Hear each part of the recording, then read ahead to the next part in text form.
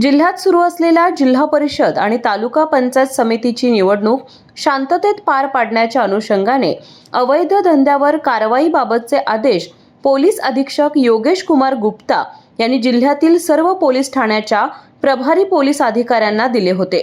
त्यानुसार स्थानिक गुन्हे अन्वेषण शाखेचे पोलीस निरीक्षक सुशांत चव्हाण यांनी विशेष पथक तयार करून अंमली पदार्थ विक्रेत्यांचा शोध सुरू केला होता। याच दरम्यान स्थानिक गुन्हे अन्वेषण शाखेचे सहाय्यक पोलीस निरीक्षक सागर वाघ यांच्या पथकाला राधानगरी तालुक्यातील राशिवडे येथील मोहन कृष्णात वाडकर वय 61 हा वृद्ध मालवाहतूक रिक्षातून गांजाची अवैधपणे विक्री करीत आहे। तो राशिवडे येथून परिते येथे जाणार असल्याची माहिती सोमवारी बातमीदारांकडून मिळाली।